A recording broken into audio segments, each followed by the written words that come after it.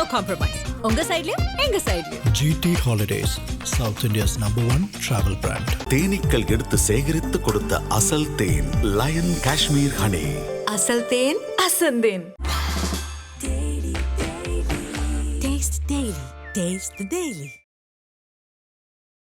IBC Tamil நேயர்களுக்கு வணக்கம்.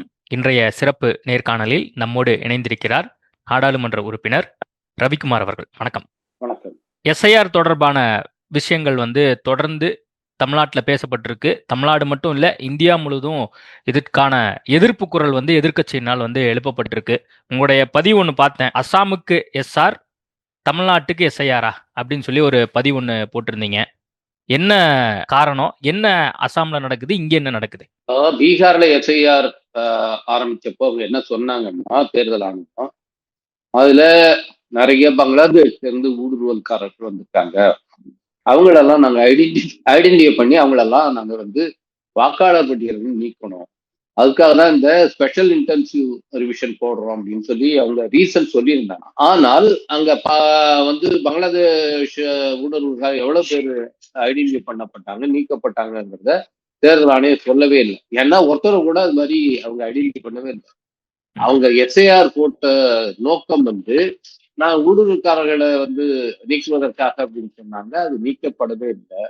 அதுக்கு பதில் இங்க உள்ளூர்காரர்களை, அந்த வாக்காளர்களை அந்த பட்டியல்ல நீக்கினாங்க. அதுதான் நடந்தது.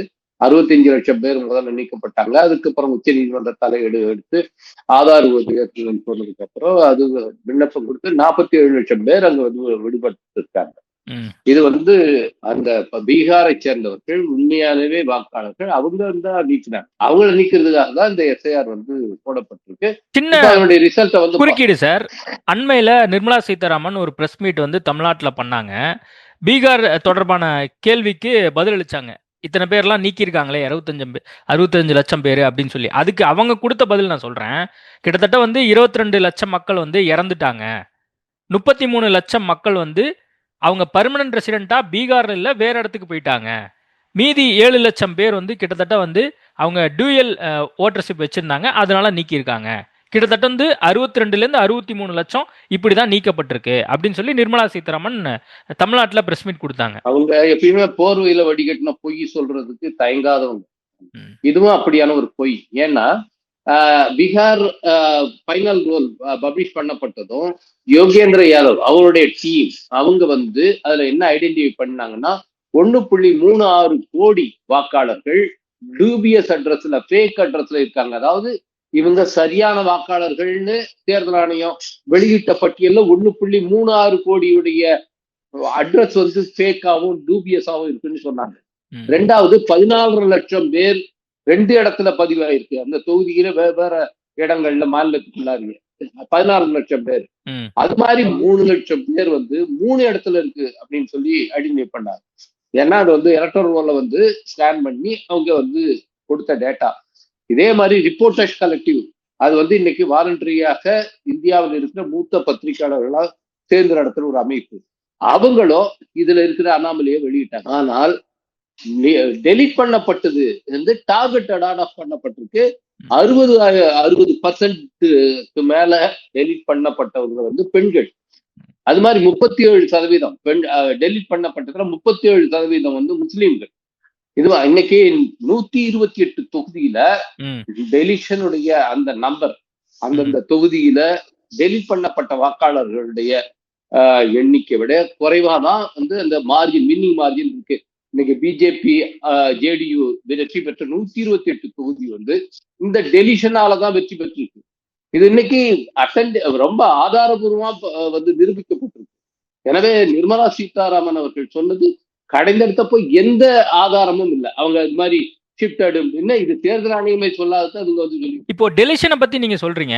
அப்போ டெலிஷன் ஏற்படுத்தப்பட்டிருக்கிறது உண்மையானால் 65 லட்சம் நீக்கப்பட்டிருக்கு. 65,000 பேராவது போராட்டம் பண்ணிருக்க வேண்டாமா? அட்லீஸ்ட் 65 பேராவது நீதிமன்றத்துல கேஸ் போட்டிருக்க வேண்டாமா அப்படின்லாம் பாஜகவினர் கேட்கிறாங்க. நீதிமன்றத்துல தான் வழக்கு இருக்க. உச்ச நீதிமன்றத்துல விடுதலை சிறுத்தைகள் கட்சி உட்பட எல்லாருமே வழக்கு போட்டிருக்காங்க. பீகார் எஸ்ஐஆரை நிறுத்தணும்னு சொல்லி அது வழக்கு இருக்கிற இந்த வழக்கு விசாரணையிலே இருக்கு. அதுக்குள்ளார வந்து எலெக்ஷன் கமிஷன் என்ன பண்ணாங்க, டேட் அனௌன்ஸ் பண்ணிட்டாங்க. ஸோ டேட் அனௌன்ஸ் பண்ணிட்டீங்கன்னா, ப்ராசஸ் ஆரம்பிச்சிட்டீங்கன்னா எந்த நீதிமன்றமும் அதுல தலையிட முடியாது. அதனால அப்படியே வச்சுட்டாங்க. அதனாலதான் நாங்க தமிழ்நாடு எஸ்ஐஆருக்கு புதுசா இன்னொரு கேஸை ஃபைல் பண்ணிருக்கோம். திமுக இல்ல பிசிக்கு எல்லாம் அந்த கேஸ் 26 வந்து வாய்தா போட்டிருக்காங்க உச்ச நீதிமன்றத்துல. நீதிமன்றம் வந்து என்ன பண்ணுது, இதை பத்தி சீரியஸா எடுத்துக்கலையே. ஏன் எடுத்துக்கலங்கிறது நம்ம எதுவும் இப்ப நீதிமன்றத்தை போய் நம்ம விமர்சிக்க முடியாது. நீதிமன்றம் இன்னைக்கு எல்லாம் வேடிக்கை பார்த்துட்டு இருக்க, என்ன தெரியுது இல்ல. இப்போ இதே 26ஆம் தேதி வந்து அவங்க ரொம்ப ரிலக்டண்டாலதான் நம்முடைய இப்ப அடுத்து அவர் தான் சீஃப் ஜஸ்டிஸா வர போறாரு, சூரியகாந்த், நீதிபதி சூரியகாந்த். அவர் பேச்சில் தான் இருக்குது இந்த வழக்கெல்லாம். அவர் வந்து ரொம்ப ரிலக்டண்டா தான் 26 போடுறாரு. அதுலலாம் ஒன்றும் பெருசா அவுட்கம் வரும்னு தோணல. ஏன்னா இது என்னங்க, இது நீதிமன்றம் என்ன பண்ணுது, நீங்க தேர்தல் ஆணையரை வந்து சட்ட விரோதமா நியமிச்சிருக்காங்க. ஏன்னா உச்ச நீதிமன்றம் தீர்ப்பு கொடுத்ததுங்க. உச்ச நீதிமன்ற தலைமை நீதிபதியே அந்த தேர்தல் ஆணையர் நியமன கமிட்டியில ஒரு உறுப்பினராக இருக்கணும்னு சொல்லி உச்ச நீதிமன்றம் தீர்ப்பு கொடுத்தது. உடனே என்ன பண்ணாங்க, பிஜேபி ஒரு அவசர சட்டத்தை கொண்டு வந்தாங்க. கொண்டு வந்து அதை வந்து மாத்தினாங்க. மாத்தி ஒரு அமைச்சர்னு அது உள்ளார போட்டுக்கிட்டாங்க. ஒரு பிரதமரும் அவருக்கு மந்திரி சபையில இருக்கு ஒரு அமைச்சரும் அப்படின்னு சொல்லி போட்டுக்கிட்டாங்க. போட்டுக்கிட்டு சட்டம் கொண்டு வராங்க. சட்ட திருத்தத்துல அன்னைக்கு வந்து பார்லிமெண்ட்ல எதிர்கட்சி உறுப்பினர்களே இல்லை.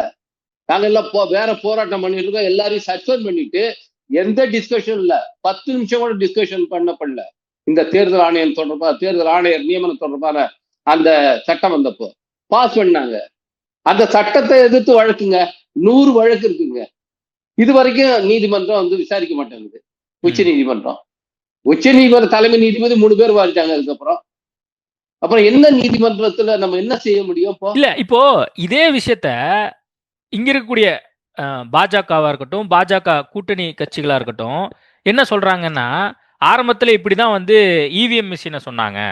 இதுக்கு முன்பாக இடி, இன்கம் டேக்ஸ் டிபார்ட்மெண்ட், இப்போ வந்து இப்போ கடைசியா தேர்தல் ஆணையத்தை பிடிச்சிட்டு இருக்காங்க. அதாவது இந்தியாவில் ஒரு அரசமைப்புக்கு உட்பட்டு இருக்கக்கூடிய எல்லா அமைப்புகள் மீதும் இவங்க தொடர்ந்து கேள்வி கேட்டு மக்களை வந்து பதட்டமாவே வச்சுட்டு இருக்கிறாங்க. இதுதான் வந்து எதிர்கட்சிகள் பண்ணக்கூடிய ஒரு விஷயமா இருக்கு அப்படின்னு சொல்லி குற்றச்சாட்டு வைக்கிறாங்க. ஆளுங்கட்சி செய்யற வேலை இது. இன்னைக்கு பங்களாதேஷ்ல என்னங்க, ஹசீனா எதுக்கு தலைமறைவா இங்க வந்திருக்காங்க? பங்களாதேஷ்ல அதிபரா இருந்த ஹசீனா ஏன் இந்தியாவில் தஞ்சம் வந்திருக்காங்க? பங்களாதேஷ்ல நடந்தது இதே மாதிரிதான். தேர்தல் ரிக் பண்ணப்பட்டது ஆளுங்கட்சியால. அது பெரிய மக்கள் கிளர்ச்சி ஏற்பட்டது. அவங்கள வந்து இவங்க ராணுவத்தை வந்து இது பண்ணி ஒடுக்க சொன்னாங்க. 1000க்கும் மேற்பட்டவர் சுட்டு படுகொலை செய்யப்பட்டார்கள். அந்த வழக்குல தான் நேற்று அவங்களுக்கு மரண தண்டனை விதிக்கப்பட்டிருக்கு. இதே மாதிரி தாங்க ஹிட்லரும் வந்து தேர்தல் ஜெயிச்சாரு. ஏன்னா ஏற்கனவே இது மாதிரியான சர்வாதிகாரிகள் எப்படி தேர்தல்ங்கிறத வந்து அவங்க வந்து மேனிப்புலேட் பண்றாங்க, டேம்பர் பண்றாங்கிறதுக்கு நமக்கு வரலாறு முழுக்க இது இருக்கு. இன்னைக்கு வந்து எதுக்குங்க இந்த மாதிரி இம்யூனிட்டி? நீங்க எலெக்ஷன் கமிஷனருக்கு நீங்க எந்த நீதிமன்றத்திலேயும் அவரை எதிர்த்து நீங்க வழக்கு தொடுக்க முடியாது. பிரதமருக்கு எதிர்த்து நீங்க வழக்கு தொடுக்க முடியுங்க. ஆனால் தேர்தல் ஆணையரை எதிர்த்து வழக்கு தொடுக்க முடியாது. எதுக்கு சட்டம் கொண்டு வந்தீங்க? எதுக்கு உச்ச நீதிமன்ற தலைமை நீதிபதியே நீங்க உங்களுக்கு சாதகமான ஆட்கள் தானே இருக்கிறாங்க. அப்படி கூட ஏன் வந்து ஒருத்தரை போடுறதுக்கு மாற்றி நீங்க ஒரு சட்டம் கொண்டு வரீங்க? அப்ப என்ன முறைகேடு நீங்க செய்யறீங்க? தேர்தல் ஆணையருக்கு இப்படியான ஒரு இம்யூனிட்டியை கொடுக்குறீங்க. அவரை எதிர்த்து எந்த கோர்ட்லயும் வழக்கு தொடுக்க முடியாது. அந்த தேர்தல் ஆணையரை நாங்களே நியமிச்சுக்குவோம், ஒரு சட்டம் வந்துருச்சு. இது என்னங்க தேர்தல் இது? இன்னைக்கு அந்த தேர்தல் ஆணையரை வச்சுக்கிட்டு இருக்கிறவங்க எல்லாரையும் வாக்காளர் எல்லாம் நீக்கிறான். 60 லட்சம் 70 லட்சம் 1 கோடி. இன்னைக்கு தமிழ்நாட்டுல 1 கோடி வாக்காளர்கள் நீக்கப்பட போறாங்க. நான் உங்களுக்கு சொல்றேன், நேற்று விழுப்புரம் மாவட்டத்துல நாங்க வந்து எடுத்த தகவல்படி 90-92% தான் வந்து உங்களுக்கு ஃபார்மை டிஸ்ட்ரிபியூட் பண்ண முடியுது. ஒரு 7-8%க்கு ஃபார்மை டிஸ்ட்ரிபியூட் பண்ண முடியலங்கிறாங்க. ஒரு ஆவரேஜா பார்த்தா சில ஏரியாவில் ஒரு 94% போயிருக்கு, சில ஏரியாவில் 86% இருக்கு, அர்பன் ஏரியாவில் 86-87% தான் கொடுக்க முடியுது. அப்ப ஆவரேஜா ஒரு 7-8% நிக்குது. அப்ப கொடுத்த ஃபார்மை திருப்பி வாங்கி அதை ஃபில்அப் பண்றதுல கிட்டத்தட்ட 10% டெலீட் ஆகுது. 10% என்னன்னா போதுமான இன்சபிஷியன்ட் டீட்டெயிலா இருக்குது. அதை வந்து இவங்களால ஃபில்அப் பண்ண முடியல. அவங்க எல்லாம் ஆள் இல்லைன்னு அர்த்தம் கிடையாது, அவங்க எல்லாம் வாக்காளர்கள் இல்லைன்னு அர்த்தம் கிடையாது. இவங்க மாத்திக்கிட்டே இருக்காங்க. ஆப் ஒன்று போடுறாங்க, அந்த ஆப்ல வந்து டெய்லி அப்டேட்னா மாத்திக்கிட்டே இருக்காங்க. மாத்தி காம்ப்ளிகேட் பண்றான். நீங்க எக்ஸ்பீரியன்ஸை வச்சுக்கிட்டு அதை இன்னும் சுலபமாக்குவாங்கன்னு பாருங்க. ஏன் இன்னைக்கு வருவாய்த்துறை ஊழியர்கள் நாங்க எஸ்ஐஆர் பணிகளை மேற்கொள்ள மாட்டோம்னு ஏன் ஸ்ட்ரைக் பண்றான்? ஏன் 2 பேரு தற்கொலை பண்ணிட்டு செத்துருக்கான்? ஏன்னா அந்த அளவுக்கு ரொம்ப கடுமையான ஒரு நெருக்கடி பணிச்சுமையை வந்து ஊழியர்கள் மேல சுமத்துறாங்க, எந்தவித ட்ரைனிங் இல்லாம. இப்ப இந்த ஃபார்ம் ஃபில் அப் பண்றதுல கஷ்டம் இருக்கு அப்படின்னு நீங்க சொல்றீங்களா? ஆமாங்க. நீங்க ஃபார்ம் பண்ணீங்க, ஃபில் அப் பண்ணீங்களா? முதல்ல உங்களுக்கு ஃபார்ம் கொடுத்தாங்களா? நீங்க ஓட்டர் தானே. ஆமா. நீங்க ஃபார்ம் வாங்கியிருக்கீங்களா? நான் கேக்குறேன் உங்களுக்கு இதற்காக கேக்குறேன். அந்த ஃபார்ம் நீங்க ஃபில் அப் பண்ணி இல்ல எங்க வீட்ல எங்க அப்பா அம்மா வாங்குறாங்க. அதான் ஃபார்மை ஃபில் அப் பண்ணும்போது நீங்க உங்களுக்கான தகவல் என்ன கொடுக்கணும்? நீங்க வந்து 2002 நீங்க கண்டிப்பா ஓட்டரா இருந்திருக்க மாட்டீங்க, 23 வருஷத்துக்கு முன்னாடி. அப்போ உங்க அப்பாவோடைய ஓட்டர் டீடைல் கொடுக்கணும். நீங்க உங்க அப்பா எந்த இடத்துல இருந்தார், ஓட்டரா இருந்தாருங்கிற டீடைல் கொடுக்கணும். அப்பா அம்மா பேரு, அப்பா அப்பாவுடைய ஓட்டர் ஐடி கார்டு நம்பரு. நீங்க ஒரு மீடியால இருக்கிறீங்க, நல்லா படிச்சிருக்கீங்க, உங்களால் கூட உங்க பேரண்ட்டும் படிச்சிருப்பாங்க, கண்டிப்பா அவங்களுக்கு வந்து அதை கண்டுபிடிக்கிறதுக்கு கொஞ்சம் சுலபமா இருக்கலாம். ஆனா அவங்களே கூட அரை மணி நேரம் 1 மணி நேரம் அவங்க ஒரு ஆளோட டீட்டெயில் இருக்கு. அந்த பாகம் எண் வரிசை எடுக்கிறதுல சிரமம் இருக்கும். எங்க என்ன ஏது அப்படி பெரிய பிரச்சனை இருக்கு. 2002 டீட்டெயில போய் நீங்க அந்த ஆப்ல போய் பாருங்க.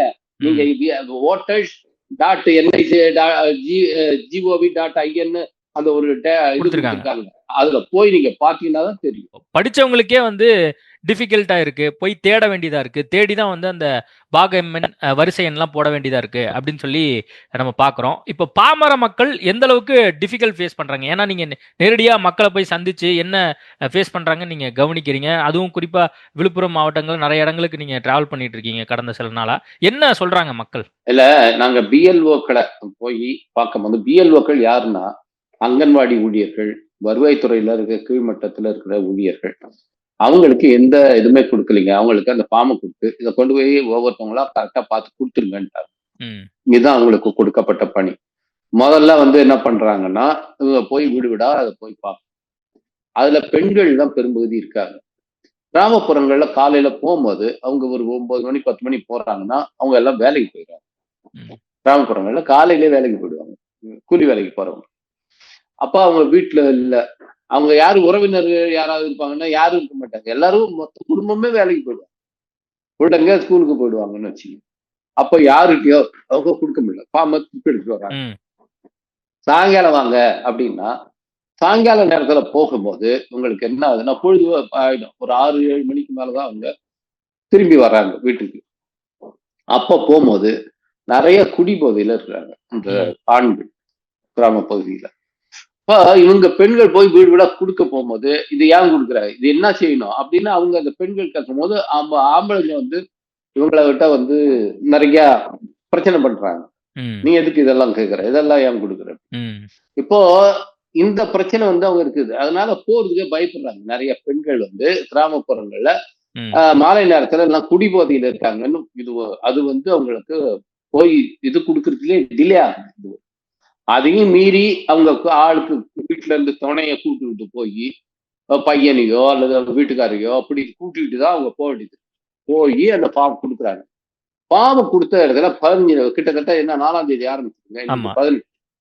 அப்ப 15 நாள் ஆகுது. 15 நாள்ல பாத்தீங்கன்னா ஃபார்ம் திருப்பி போய் வாங்க போனா பிள்ளை யாருமே ஃபில்லப் பண்ணி, அதாவது படிச்சவங்க படிக்காதவங்க யாருமே வந்து அதை ஃபில்லப் பண்ணி வைக்கல. ஏன்னா படிச்சவங்க என்ன நினைக்கிறான், ஏதாவது தப்பா பண்ணிட்டா வேஸ்டா போயிடும், அதனால அவங்க வரட்டும், அவங்ககிட்ட கேட்டுட்டு ஃபில்லப் பண்ணும். படிக்காதவங்களுக்கு இதை என்ன செய்யணும்னே தெரியல, அப்படியே வச்சிருக்கு. இது போகும்போது எல்லாம் பிளாங்க் ஃபார்மாவே இருக்குது. அப்ப இவங்க கேட்கும் போது அதிகாரிகள்கிட்ட கேட்கும் போது என்ன பண்ணாங்க, நீங்க இதுக்கு இடையில 2002 எஸ்ஐஆரோட அந்த அதே பூத்துல இருக்கிற டீட்டெயில அவங்களுக்கு கொடுத்துருக்காங்க. அது ஒரு 40-50% மேட்ச் ஆகுது. ஒரு பூத்துல 1000 ஓட்டு இருக்காங்கன்னா ஒரு 400-500 ஓட்டு வந்து பழைய அதே ஆட்கள் அங்கேயே இருக்கிறாங்க. இப்ப அதை மட்டும்தான் அவங்களால மேட்ச் பண்ண முடியும். அதுவும் இப்ப பூத் எல்லாம் பிரிச்சிருக்காங்க. அப்ப ஒரு பூத்தா இருந்தது, இப்ப 3 பூத்தா இருக்குது, பேரெல்லாம் மாறி.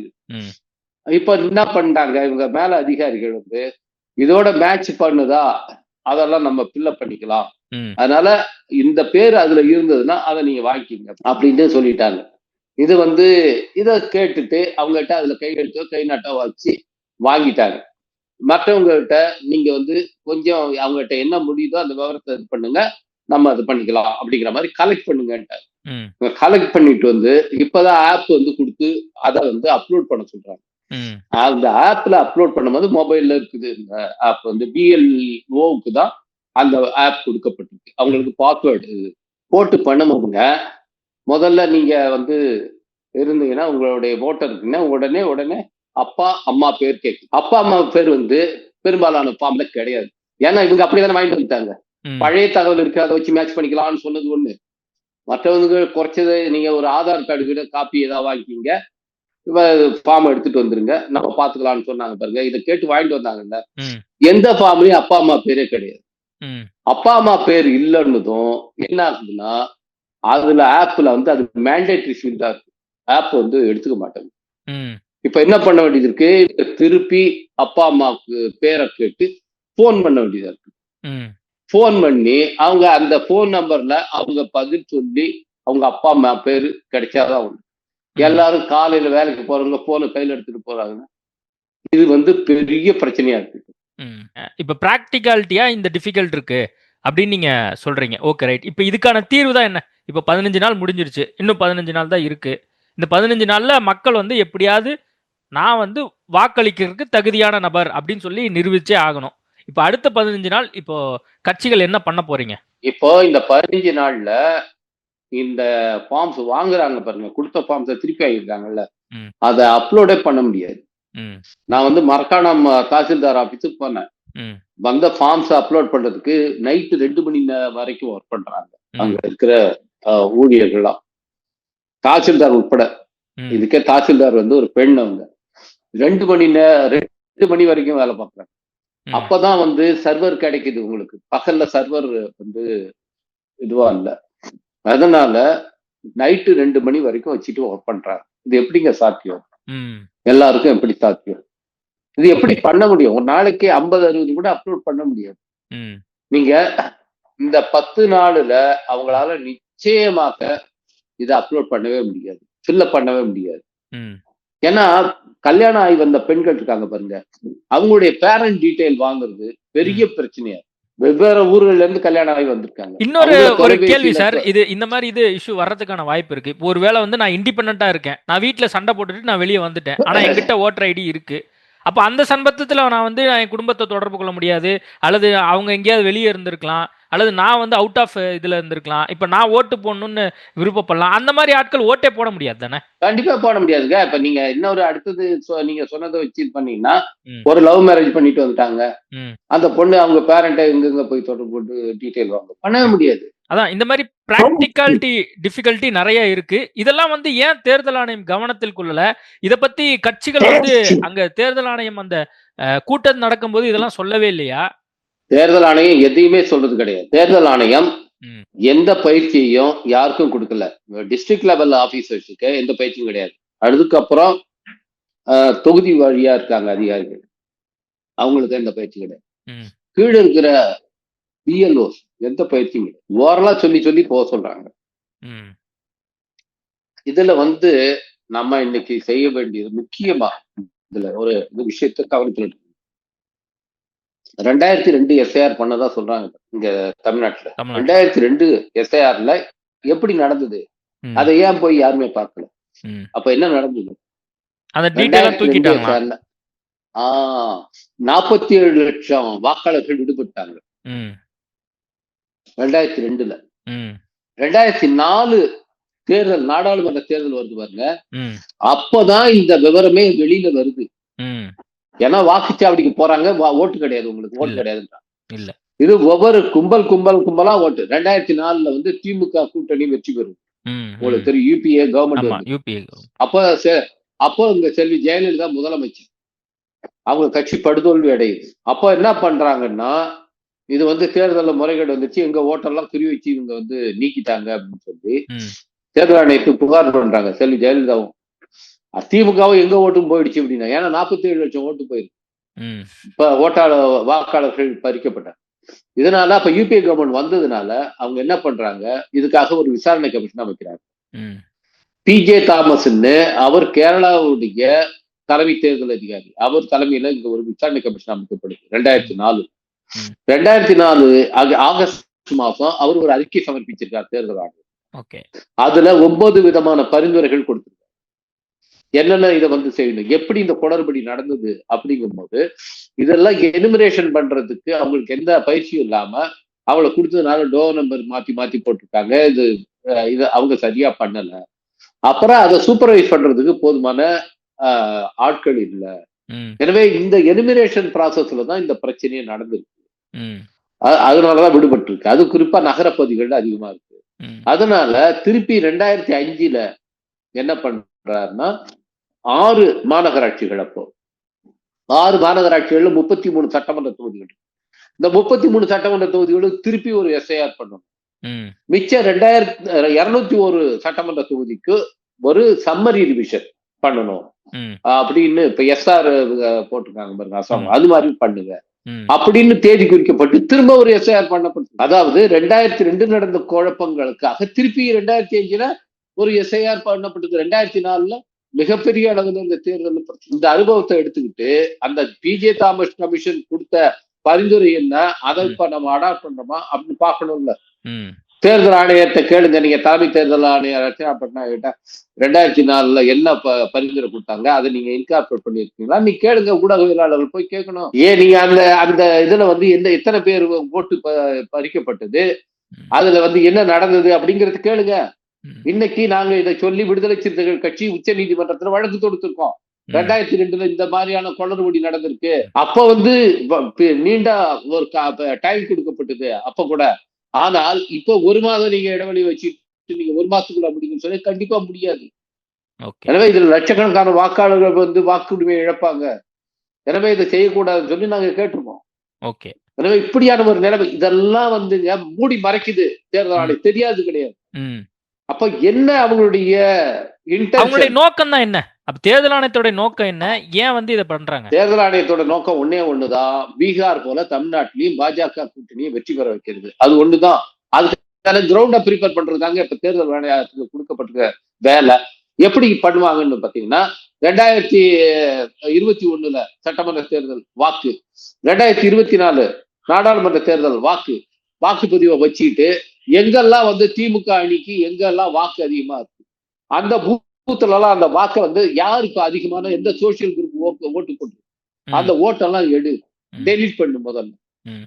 இதுதான் இங்க நடக்க போகுது. இந்த வாக்கை வந்து டெலீட் பண்ணிட்டு அவங்களுக்கு ஃபேவரபிளான ஒரு கிரவுண்டை ரெடி பண்ணிடுவாங்க.